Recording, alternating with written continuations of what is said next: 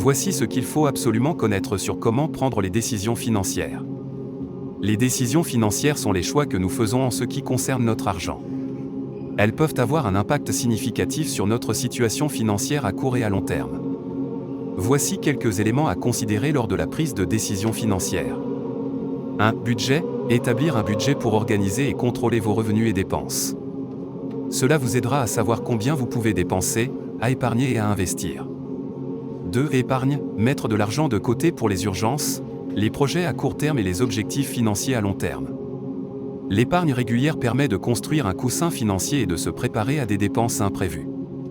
3. Dette. Gérez vos dettes de manière responsable en remboursant régulièrement les montants dus. Priorisez le remboursement des dettes à taux d'intérêt élevés pour minimiser les coûts financiers. 4. Investissement. Considérez différentes options d'investissement en fonction de vos objectifs financiers, de votre tolérance au risque et de votre horizon temporel.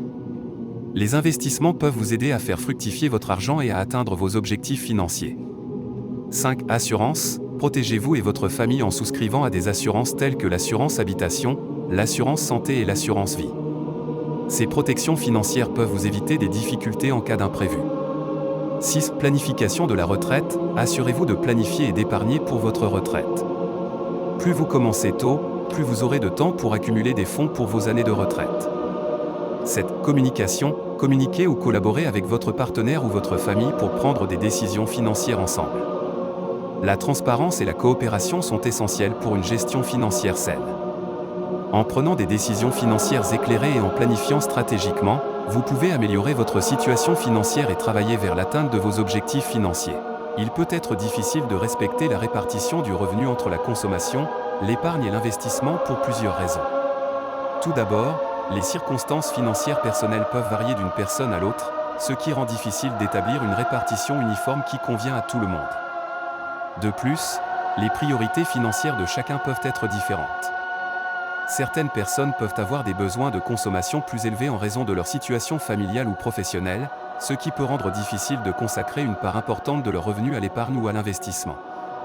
En outre, les imprévus financiers tels que des dépenses imprévues ou des fluctuations des revenus peuvent également rendre difficile le respect d'une répartition prédéfinie du revenu.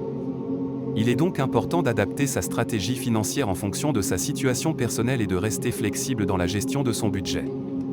Enfin, certains facteurs externes tels que l'inflation, les taux d'intérêt ou les fluctuations des marchés financiers peuvent également influencer la capacité à respecter une répartition précise du revenu entre la consommation, l'épargne et l'investissement. La clé de répartition du revenu entre la part à consommer, la part à épargner et celle à investir peut varier en fonction des objectifs financiers de chaque individu. Cependant, une règle générale souvent recommandée est de répartir environ 50% du revenu pour les besoins de consommation courante, 20% pour l'épargne et 30% pour les investissements.